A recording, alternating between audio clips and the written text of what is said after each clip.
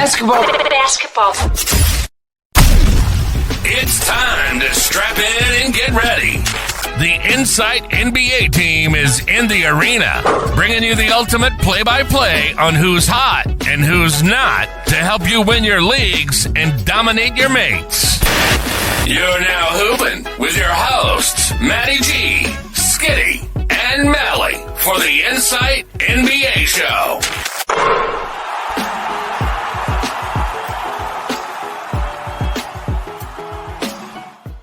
G'day everyone, I am your friendly neighborhood Spider-Man, also your host of the Insight NBA Fantasy Show. Matty G joining me as my mate DMac. NBA Fantasy Bible is how you know him on X and all of the things. How you doing, Darren? DMac, the man. Good, mate. How are you, Matty? Man, I'm just here to hear you preach the good word of fantasy basketball and also give Kingy a bit of a run for his money. To be fair, this is because we were talking the other day that I was going to get some friends of the show on to talk about their favorite players the rest of the season, guys that they want to pick up, guys that they want to drop, yada yada yada. And so I was like, you know what? Let's go over Kingy's list. Let's have a look at that 5, see if you agree, disagree with that list, but also bring to the party, DMac, your list and give us a bit of a tell for me in fantasy basketball. Tell people who are listening, tell people who are watching, what are the things that you look for come the end of season to make these lists? What is it that you're looking for to get some value and to eke out your wins, to get into the playoffs and to win a championship?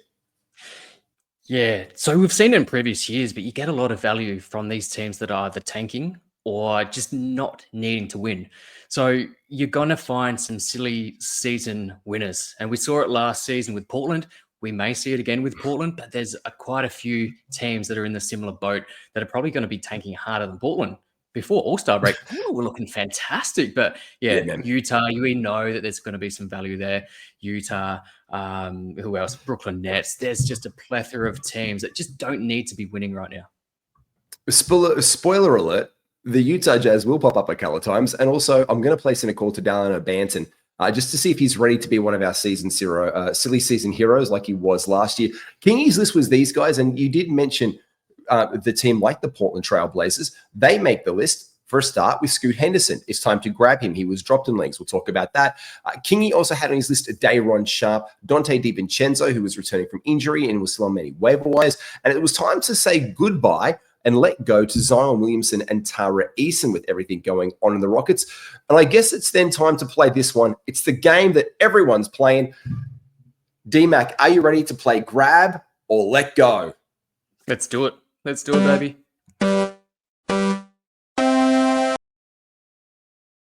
I even made a visual for you. You're like, look at that. There's a thing. There is a visual, and it's grab and go. And the first one that you were thinking we must grab in fantasy basketball is the Frenchman. That's not Victor Wembanyama or Zachary Richichet. It's Alexandre or Alexandre Sarr from the Washington Wizards. Yes, Alex Sarr, I've been talking him up all season. It's go time. He came back just before All-Star break. It's go time. There's no more Jonas Valanciunas. He's backed up by Richaun Holmes now. I can't see Richaun Holmes carving out a massive number of minutes. It's go time for who I thought should have been number 1 draft pick in the draft. But Alex Sarr, I think his fantasy stats set, has a really high ceiling. The efficiency is of concern, but he does enough elsewhere for us to get fantastic value down the stretch. Especially if you are punting field goal percentage, which is if you are bringing rookies into your team, it's something you need to be conscious of. Especially, if it's not, there's a couple of rookies, obviously, the big man we know. We'll talk about Donovan Klingan, spoiler alert, up later on in the show. Guys like Zach Edey, these guys are really traditional interior big men. Alexandre Sarr is a big man, but again, with Richaun Holmes there, the backup, he plays power forward. He likes to stretch the floor. You can see this by getting 2 threes in his last game. He gets the points. His efficiency is down, but it's also the things that you want, like the block shots and the rebounds and those steals and what else Alexandre Sarr can bring to the party. And maybe he hits every now and then with some more efficiency, and that buoys it. But you kind of don't aim for him, like you said, if you're not going for efficiency.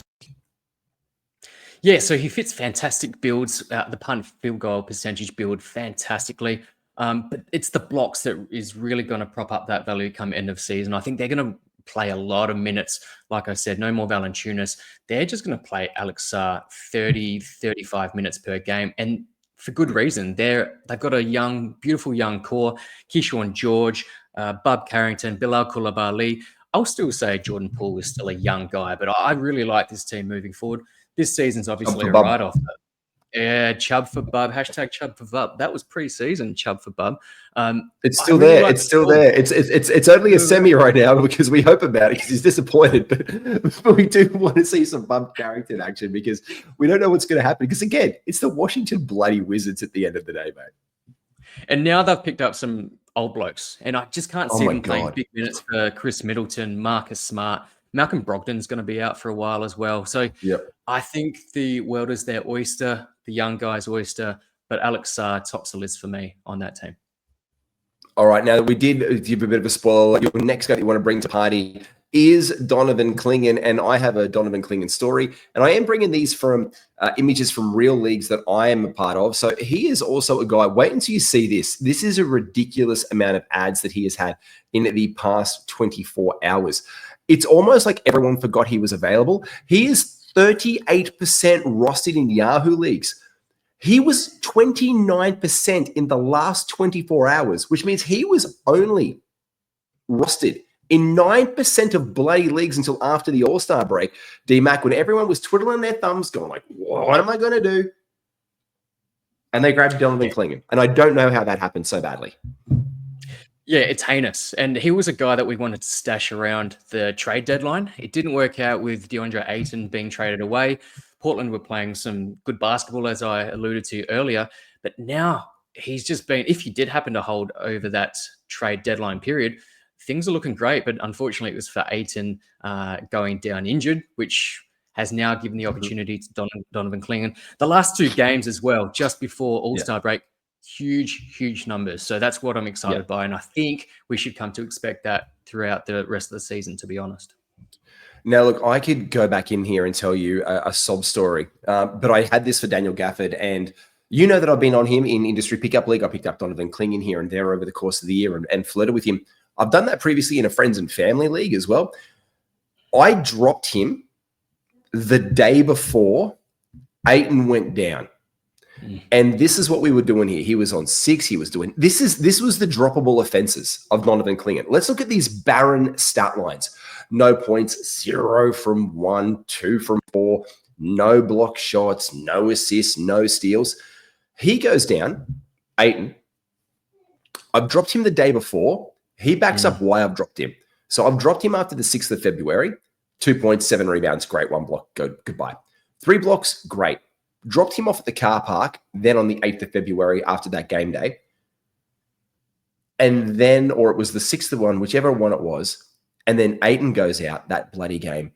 And then I'm hoping and waiting for the injury news to hit. And just the day that it does on the waiver wire claims, because in this league, you can't pick up the guy that you just had, no matter when your claim was. And someone else swooped in. And then he goes for 21-7 in the block. And then follows it up the next day, 17 and 20. What an incredibly massive horse. This is a waiver wire winner for everybody. Humongous. I think this is a league winner, to be honest. It's a league shaker nonetheless. Robert Williams hasn't been playing. He may play quite a few minutes, and he could be a bit of a deeper league or maybe just a speculative ad for those that couldn't get Donovan Clingan. But I think Clingan, a highly sought after draft pick on real draft day, I think he's going to have a monster end to the season. Top 50 without doubt, just in category leagues and probably, quite frankly, in points leagues as well. And I dropped him. And I dropped him because he was droppable. And this is the thing. We look at these barren stat lines. We're like, yep, you can see it, but we never know where it's going to go. And now Ayton's out at least for the next month. And they've got Robert Williams backing this guy up. So Robert Williams also becomes an ad. So there's another one on our list. There's a 7th little name to drop out there. Robert Williams is going to get some minutes. God forbid, because I dropped Gafford early too. And then AD went down. AD came to town. And then Gafford goes out. So maybe this is cursed. Maybe if I drop someone, it's a sign. I'm just putting out there to the fantasy gods. But this guy I was on very early. I called him out in the grab show. I'm so happy you brought this dude to the table. And low-key, these Utah Jazz statement uniforms are absolute fire in my opinion as well, DMac. It is one Mr. Isaiah Collier from the Utah Jazz. You reckon this guy is not just season silly potential. You see him with a big fantasy-friendly future. Big time. I like him in dynasty formats. I definitely like him in points league over category leagues because he does let you down with the efficiency. The shooting efficiency is something of concern. And now that it's on higher volume, it could really hurt you. But when I talk about volume, he's getting the minutes. He's now in the starters and he's had that role for quite some time. Yes, Colin Sexton still to come back into the lineup, still out injured. Jordan Clarkson in a similar boat. But I think the Utah Jazz, similar situation to these other teams we've spoken about, Utah Jazz have no reason to play the likes of Larry Markanen and John Collins, Clarkson, Sexton, even Walker Kessler to a lesser degree, but they're going to look after their assets. So I think they're going to pump a lot of minutes into Collier. We've already seen it. Just be mindful of the efficiency. But I mentioned this, and I don't know if you were with me at the time, but it was on the fundraiser show with Dan Besbris about a month ago. And I said, just keep an eye out for Collier. It came a lot quicker than I thought, but here we are. He's a must roster. So for whatever reason he's available, go and pick him up. But if he is owned by someone else, go and trade for him because I think he's going to have a monster end to the season. I think when he first started making his appearances here, and I can actually go back and track his game log back into December, he wasn't doing a lot around here, but then he made this little bit of a flash with 35 minutes back around the end of the month, just after Christmas. And I ended up thinking about him on Christmas Day with Mally. And I said, if this efficiency could ever change around from the 3 to 10, we're looking at a guy here who's really happy to distribute the ball on a Utah Jazz team and who just wants to take his shots, and he's got some future. But it was also buoyed around Keontae George on the team, and Keontae George having a lot of minutes, Colin Sexton having the minutes, Keontae George being out of the lineup. And I see it quickly dwindled away. I said, this 3 from 10, if that hits from 5 from 10 and you add one more 3 and all of a sudden that becomes 12, 8, and 7, and there's a steal in here, the turnovers have got to come down. And lo and behold, they have over time, and then they've come back up. Obviously, turnovers, punting, he's a rookie. But these nigh on triple-double-esque numbers, these are really hard and juicy. And as you said with his efficiency as well, what I've been really impressed by him for the last couple of weeks as well is it has gone up. It's at 492 right now, so just sub 500. In the last week as well, he's been 600. His free throw efficiency isn't as great, but the turnover numbers will help you. So if it is one category and you have completely and utterly punted turnovers, this is a guy who is 41% rostered, which means 7% increase in Yahoo leagues over the past 24 hours. So he was at 35%. Word is getting out that Isaiah Collier, DMac, is a hot ad, and you were bang on. And that's your, like, the guys you want to grab. It's time to regrettably let go of some players that we might not want to. And the first one of all people is one of the guys that we had the highest of hopes for, LaMelo Ball. Tell me about this one. Similar boat, Charlotte Hornets. What are they playing for come the end of season? I think he's going to be in street clothes a fair bit. Him and his mate Mark Williams rescinded trade. I think they're going to be sitting out a lot of games, and for good reason. Again, this is a business. The NBA is now a business, entertainment business, but a business nonetheless. So I think they're going to look after their asset, and I think they should. Which and their asses, because they don't want to have these guys injured. And can we just talk about the Mark Williams thing for a second? Is he going to play again for them this year if they still don't want to play him because they might send him back to the Lakers? Yeah, really intriguing situation. I don't know where it's going to go because people have been asking me about Musa, about Nurkic. I don't actually know if Mark Williams is going to play. Supposedly he's not injured. That's not why it was rescinded, but there were health concerns nonetheless. So is he injured? Is he not injured? What's the relationship? So it's not the back, and it's not the back, and it's not the foot. The Lakers have discovered apparently something because they want this guy to be their starting center with Luka for the next 5 to 10 years. That apparently it's an early onset injury, which is concerning. Which is the same kind of things that Joel Embiid were diagnosed with back in the day as well. These early onsets, like we've got to be precautionary. But apparently it could go wrong so quickly that they were like, no, because once it goes, he might get another year or 2 in the league as a backup center, and then he's out of here. It's crazy. So I think they're still going to look after him. So that's why I'm thinking that him, LaMelo, they're going to look after their assets because perhaps they're going to look to trade Mark Williams again to someone who will not rescind the trade, is willing to take that risk, medium to long term as well. And how they absolutely opened their arms up and said, we could welcome back Mark to be our starting center. And they'd be like, but hold on a minute. It was a very awkward post. It was like, let's walk it back a little bit. And look, this guy has been He's been down where we wanted him for the year. The things that he does on the basketball court, you just wish someone could roll him back. The 27 points this year, 5 rebounds, 7 assists, 1.3 steals. These are great. We forget about how good this guy can be overall, but he's just way too hurt, way too much. And it's about that time. And he's a guy who was 100% rostered. But this is in your final trade window, DMac. You think just put him in a trade and get him out there. Yeah, and I think there's still some value out there. I think people believe that he may still be playing a fair bit down the stretch. I'm not one of those guys that believe that.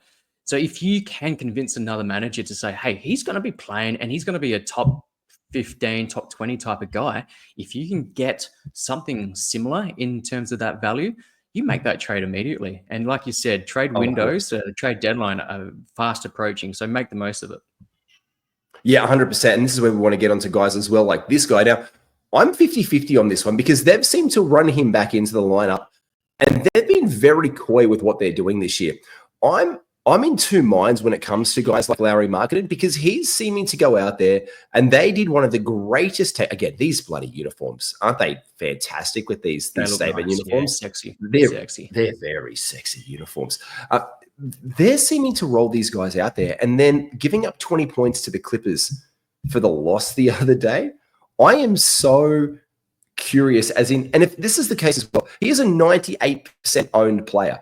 So if he is available in any single league or format in the world, and I am talking this must be strictly some people in 10-man, 10-person leagues, DMac, he's not fucking rostered. How does that happen? How does someone be like, you know, no, I'm just gonna pass on Lauri Markkanen being on my waiver wire? I don't understand it. Yeah, look, I think you should be trading him out because I believe, and I haven't crunched these numbers, but the Utah Jazz fans are still going out in force and they love their team and they know they're not going anywhere this season and probably for the next few seasons. They love their team. That's great. I don't know what's going on in the breakdown between home games and away games, but I'm still seeing Lauri Markkanen sit quite regularly, and I think that's just going to get worse down the stretch. Hence why I'm saying if you can, you move him out. Roto situation may be slightly different, but most of us play head-to-head, and it's just going to be a headache for me in a head-to-head situation. Now, their back-to-backs do lower down, which is interesting for the Utah Jazz, and this is where I'm a little bit curious of him. I do think he is definitely – I've got a couple trades on the boil, one in industry pickup league that I'm in with you right now, where I'll put him in, and I almost don't want to let him go because how good he's been, because I can stash him in an IR spot overnight. I can reactivate him the next day. And that's the great thing that I think people forget sometimes, DMac, is how to use IR. It's there for the injured list. And if you have one streaming spot and one IR spot open, you can move a guy like Lauri Markkanen, an excellent top 30 value option, stash him in IR. It doesn't count as a move. You bring in a free agent for a next back-to-back set. You get 2 games of value from that streaming spot when he wouldn't be playing for 2 games anyway. So you can offset that slightly. So for me, I think it's about being tactical with how we use it. But if I can get something back that I can really use, and I'm pushing all in that league because I've had some injuries. I've had AD go out recently. Big loss coming into the finals in a few weeks' time. I've had to make some moves, and I've had to look at it being like, you know what? Although that's a tactic that I love to use, I'm probably going to have to let him go to get someone back of value that I can probably roll out there. And I'll tell you now, man, it's involving Joel Embiid. So I'm putting him in a trade for Joel, and I'm not even that sure about Joel Embiid at this point in time because he's in a similar situation. So it's almost like, what do you want? And you know what? I'd love a guy like this. I'd love a guy like my boy Claxton, but you think it's time to let go of Nick Claxton in leagues because you don't think that the nets are long for him. And I'm a big Clacko fan. He's been a top 30 player in fantasy the last couple of weeks, mate. Yeah, look, and he's still a young guy, so it's not like they're resting an old guy. He's 25 years old, but the guy behind him, he's 23. This is Day'Ron Sharpe, and Kingy spoke about Day'Ron Sharpe. I mean, he was a guy that we said, look out for him come trade deadline. Again, didn't happen with Nick Claxton. He's still going to be part of their future in the immediate future anyway. But just keep an eye out for Day'Ron Sharpe because in limited minutes, 20 or less minutes, Day'Ron Sharpe's putting up numbers. And I just think, again, the Brooklyn Nets not going anywhere. Let's play some of the even younger guys, including Day'Ron, and just look after Nick Claxton because I think he could be fetching some nice trade value come end of season going into next season. Now, he's at 89% rostered in Yahoo League. So this is a guy who has been added to 2% of leagues. People have dropped him for some other reason. He has been putting up absolutely fantastic numbers. And although it says here, because these rankings are a mix of points and points leagues and in category leagues, it says 69 and 65 respectively.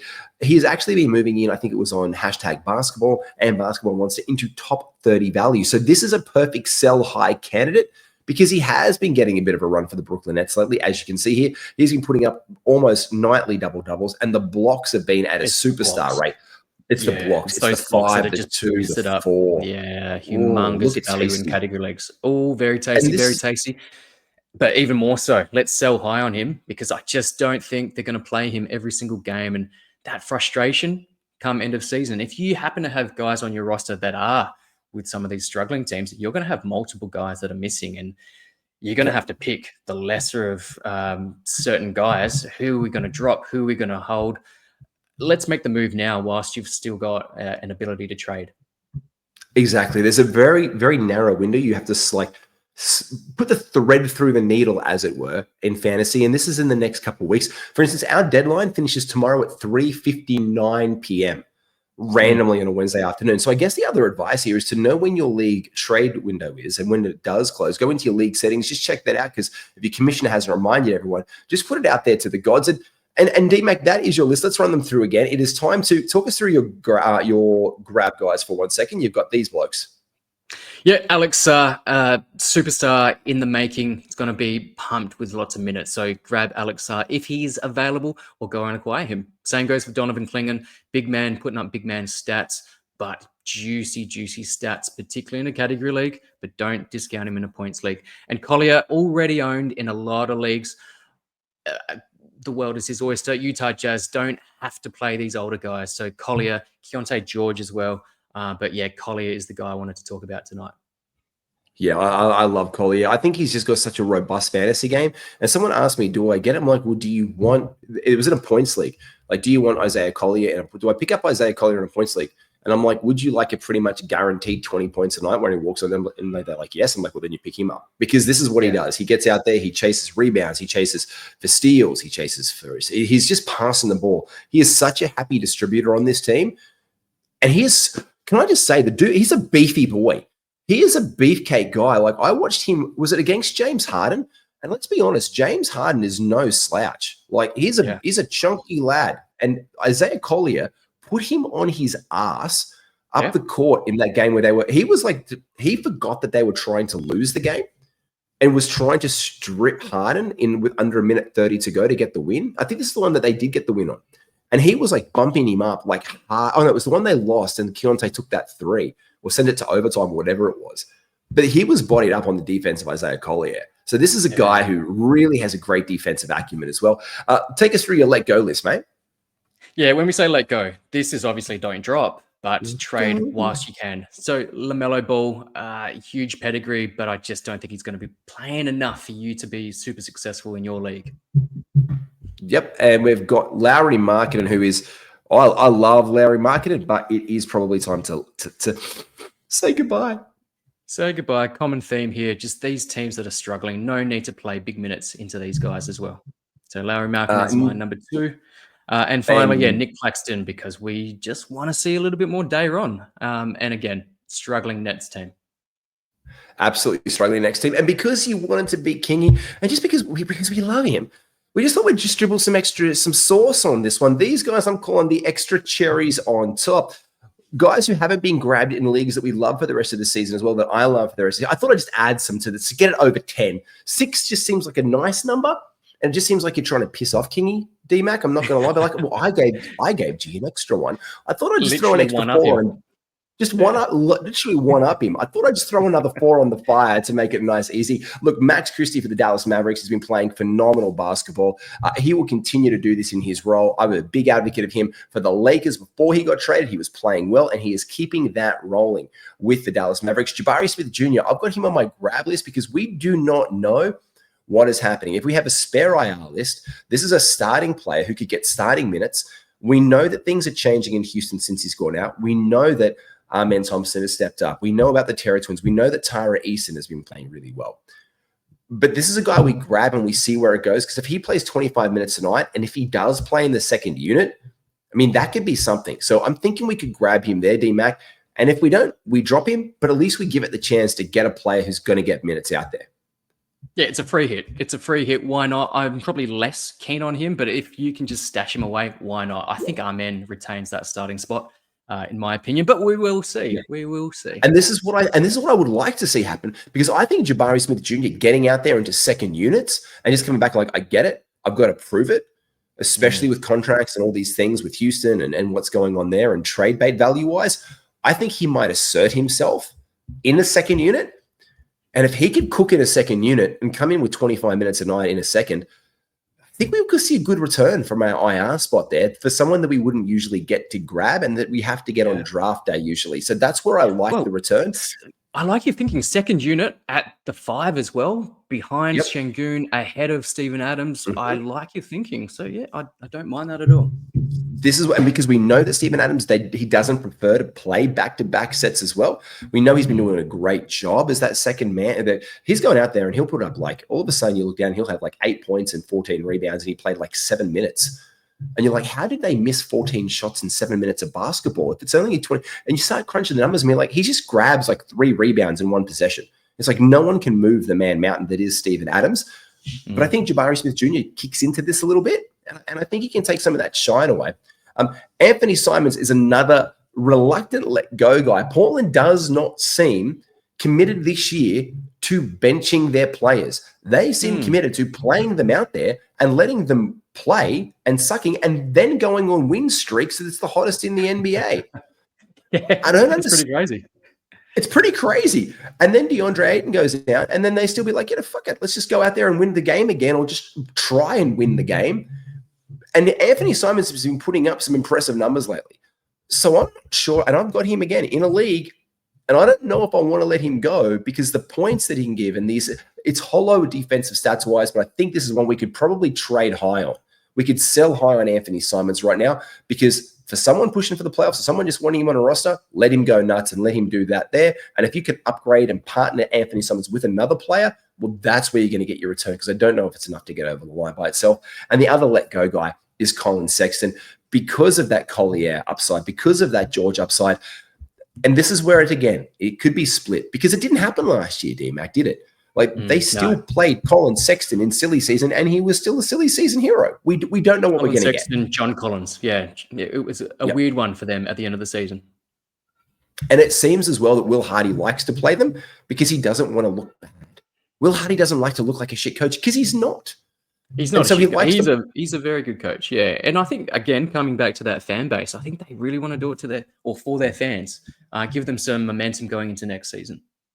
I absolutely agree. And I think that that's exactly what you need to do, is jump into your next season and jump into our DMs and say down below, like, this is what I think of your list. And I think I need to grab myself a 4-on-1. I've been sipping on one tonight right here. Our day one sponsors, shout out to them. Make sure you use IFS 2025 to get 15% off. And also don't forget about our brand new NBA fantasy gear line, include my favorite one, Fantasy Hoops. Your loved ones just don't understand. 25% of our profits are all going to the Palisades Elementary School over in LA, which burned down in their fires. Dan Besbris, our founder of the show, his kids go there, and it's no more. So we want to do what we can for the community who obviously went through that. Make sure you get that. The product description is down below. Click on it, get it. DMac, where can everybody find you? Make sure you give me a follow on Twitter or X at NBA Fantasy Bible, and like and subscribe on YouTube as well. Still doing Between Two Hoops with Kayla Fonte. So yeah, we had our show last night. Similar vein of thought, but yeah, fantastic show, Matty. Love that woman. Love her love of mac and cheese. Love her love of basketball, and love your show with her, mate. Make sure you do give them a like and a follow. Thank you very much for DMac for joining us. This has been 10 players you must add before the end of the season. No matter what league depth you're in, there's going to be what ones you want to get out of your roster. Stay tuned. More on the way. Take care, everyone. Like and subscribe. Get your alerts. All of the things. Be well. We'll see you soon.